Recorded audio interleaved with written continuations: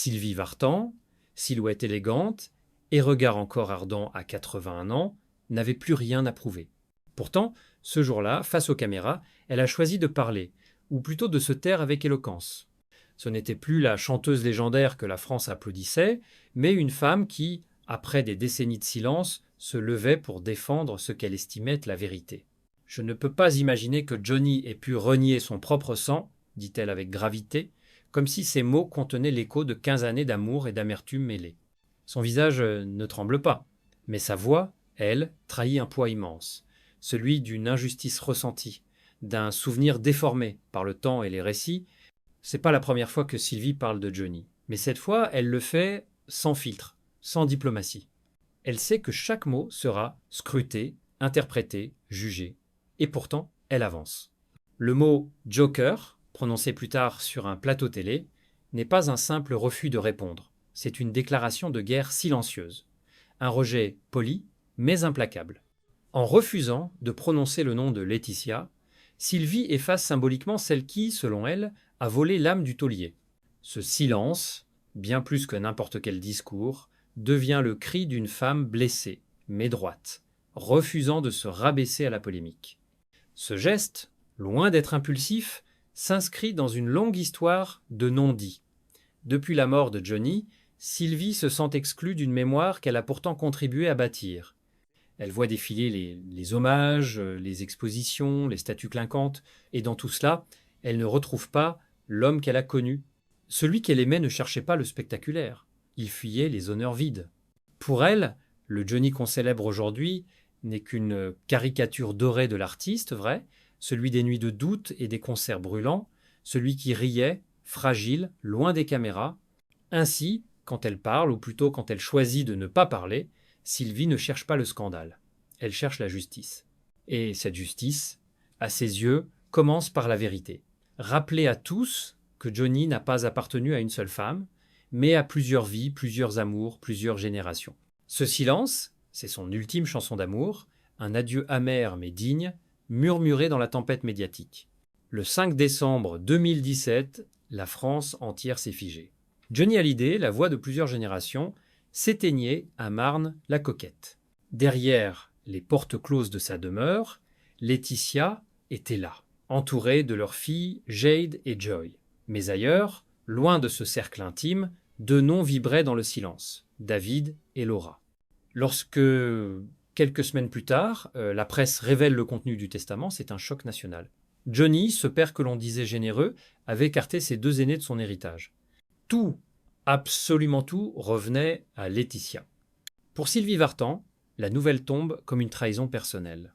Elle apprend l'affaire par les médias, comme n'importe quel inconnu, le sang se glace dans ses veines. Johnny, renier David? Impossible. L'homme qu'elle a connu n'aurait jamais commis un tel geste. Elle revoit l'enfant qu'ils ont élevé ensemble, ce garçon aux yeux clairs qui rêvait déjà de musique. Elle se souvient du père attentif, fier de voir son fils marcher sur ses pas. Et soudain, tout cela s'effondre sous le poids d'un document rédigé en Californie, loin des racines, loin du cœur. Dès lors, Sylvie doute. Quelque chose ne tourne pas rond, ce testament, elle ne peut pas y croire. Pour elle, il y a manipulation. Johnny, affaibli par la maladie, aurait pu être influencé. Elle ne dit pas de nom, mais son regard, ses mots choisis, trahissent sa conviction. L'ombre de Laetitia plane derrière chaque phrase. Sylvie affirme « Ce n'est pas l'homme que j'ai connu ». Elle défie la version officielle, seule contre une machine médiatique bien huilée. Et quand la France pleure son idole, elle se dresse, digne, refusant de participer à ce deuil orchestré. Ce n'est pas la colère d'une ex-épouse, c'est la révolte d'une mère. Elle ne supporte pas l'idée que son fils soit effacé du récit, comme si 15 ans de vie commune pouvaient disparaître d'un trait de plume. Les journaux s'enflamment, les fans se divisent. Mais Sylvie reste droite, implacable. Pour elle, ce combat dépasse l'héritage matériel. Il s'agit d'un héritage moral, celui de la vérité, de la filiation, de l'amour paternel. Dans cette tempête, chaque mot devient une arme. Et Sylvie, pourtant connue pour sa réserve, apprend à se battre autrement. Avec des interviews mesurées, des silences pesés, des phrases tranchantes comme des ballades de rock. On ne réécrit pas l'histoire, répétait-elle. Et derrière cette phrase, c'est tout le mythe Hallyday qu'elle défend non pas le mythe de l'idole immortelle, mais celui de l'homme, du père, de l'amoureux, qu'elle n'a jamais cessé de comprendre. À partir du moment où le testament est révélé, une fracture définitive s'installe, deux femmes se font face, chacune persuadée d'incarner la fidélité à Johnny. D'un côté, Laetitia, la veuve officielle, qui se présente comme la gardienne de la dernière volonté du rocker. De l'autre, Sylvie, la première épouse, la complice des débuts, celle qui a connu l'homme avant la légende. C'est pas seulement un conflit d'héritage, c'est une bataille de mémoire. Chacune détient une part de Johnny, chacune refuse de la céder. Leur affrontement n'a jamais été direct, jamais frontal. Il se joue à coups de phrases publiques, d'interviews détournées, de silence éloquents. Sylvie s'exprime rarement, mais quand elle le fait, le ton est juste, froid, précis. Elle évoque la manipulation sans la nommer. Elle parle de fils trahi, de volonté dénaturée. Les mots sont mesurés, mais la charge émotionnelle est immense. Laetitia, elle, réplique par des interviews dans Paris Match, où elle défend son mari, son couple, sa vérité. Elle affirme que Johnny a choisi librement, que son amour l'a accompagné jusqu'au bout. Deux discours inconciliables s'entrechoquent dans l'espace médiatique, chacun se nourrissant du doute de l'autre. Sylvie, avec la dignité qu'on lui connaît, refuse la confrontation publique. Mais dans ses gestes, dans ses refus d'assister à certains événements, dans son regard, lorsqu'on prononce le nom de Laetitia, tout est dit, derrière la retenue, il y a la rage. Une rage calme, presque noble. Elle ne cherche pas à détruire, elle cherche à réparer. « Je veux rétablir l'image de Johnny », confie-t-elle à la télévision. « Ce n'est pas une attaque personnelle, dit-elle, mais tout le monde comprend que c'en est une. » À mesure que les mois passent, les clans se forment. Sylvie se tient aux côtés de David et de Laura, les enfants du premier amour. Laetitia rassemble autour d'elle une autre famille, une autre génération, un autre Johnny, celui de la Californie, du glamour et des excès. Ce fossé entre les deux univers devient abyssal. Dans la presse, on parle de guerre froide. Mais cette guerre, silencieuse et symbolique, n'en est pas moins violente. Elle déchire le cœur des fans, qui se demandent encore aujourd'hui qui aimait Johnny le mieux. Ce duel dépasse la rivalité féminine. C'est une lutte pour la légitimité. Sylvie incarne la mémoire d'un Johnny pur, sincère, fidèle à ses racines. Laetitia, celle d'un Johnny moderne, américanisé, transformé par la gloire et la maladie.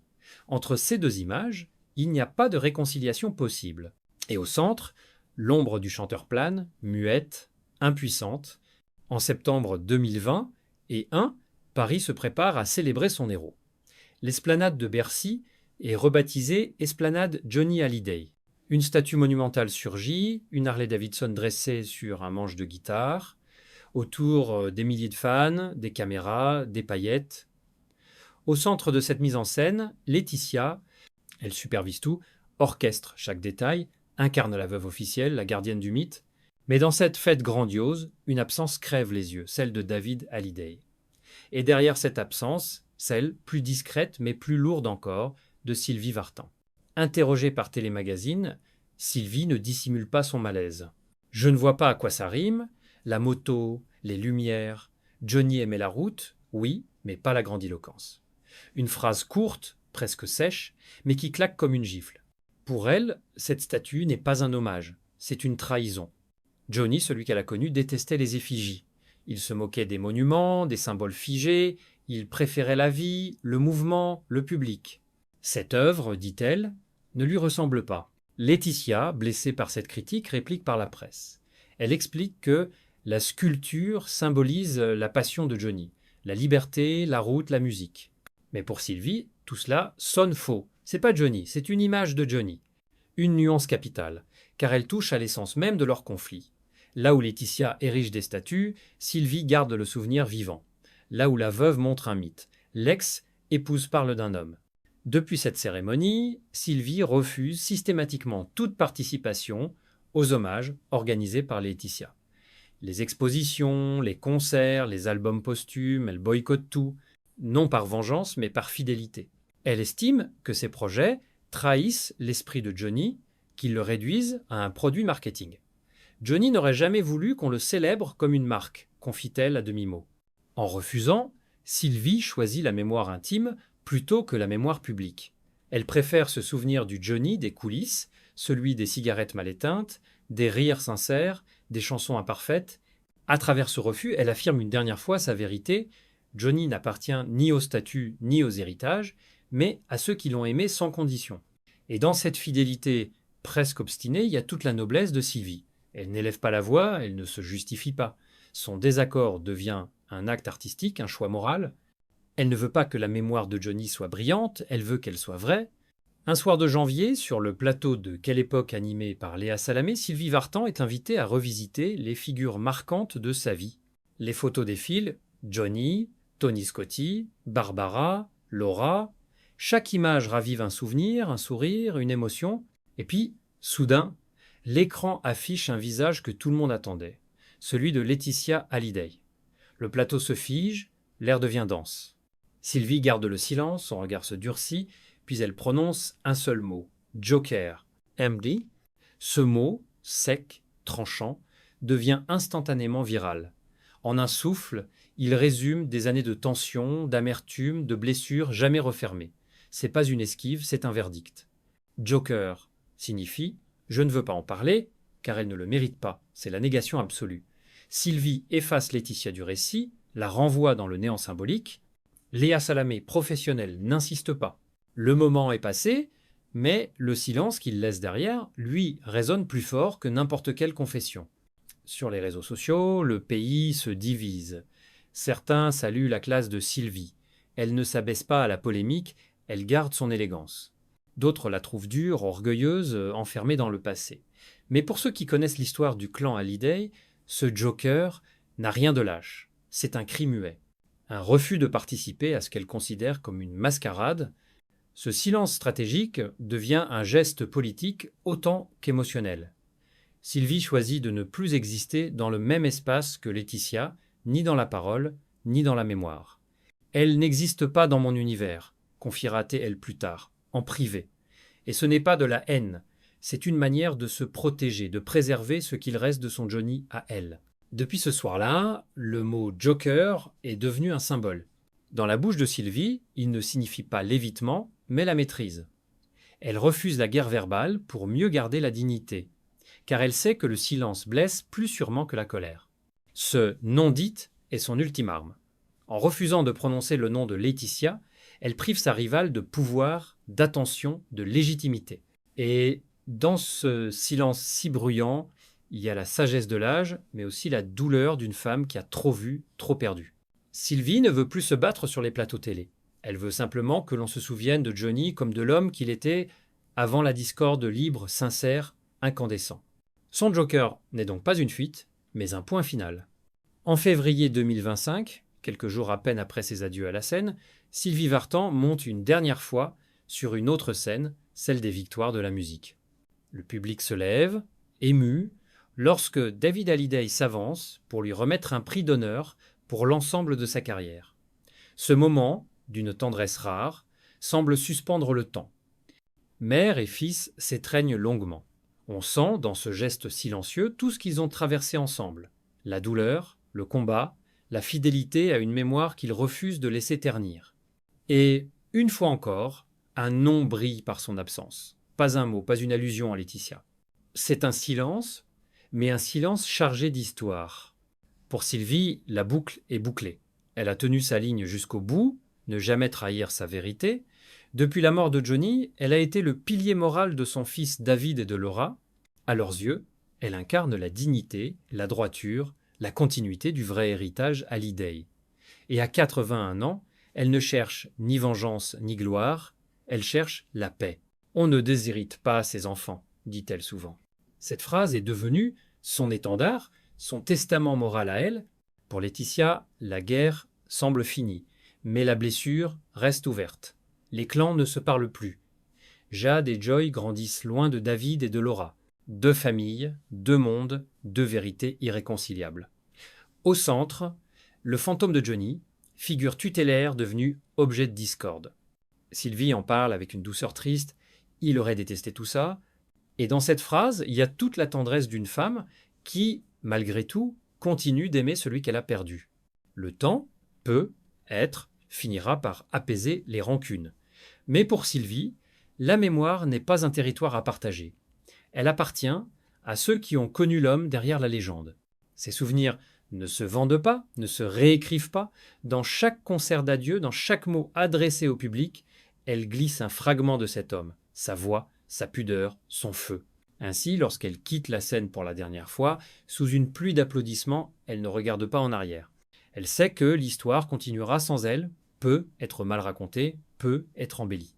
Mais elle aura, jusqu'à la fin, défendu ce qu'elle croyait juste. Fidèle à Johnny, fidèle à elle-même. Le silence qu'elle laisse derrière, elle n'est pas un vide, c'est une note suspendue, la dernière d'une chanson d'amour commencée il y a 60 ans et jamais vraiment terminée. À 81 ans, Sylvie Vartan clôt un chapitre de légende. Face à Laetitia Hallyday, elle n'a jamais cherché la revanche, mais la vérité. Dans ses silences, dans son fameux Joker, dans son refus des hommages clinquants, elle a protégé la mémoire de l'homme qu'elle a connu, pas celle façonnée par les médias. Son combat fut celui d'une mère, d'une amoureuse, d'une artiste fidèle à l'authenticité. Et même si la guerre des Hallyday ne connaîtra sans doute jamais de paix, Sylvie, elle, s'éteint debout, le cœur apaisé, gardienne du Johnny vrai, celui qu'aucun testament ni statut ne pourra effacer,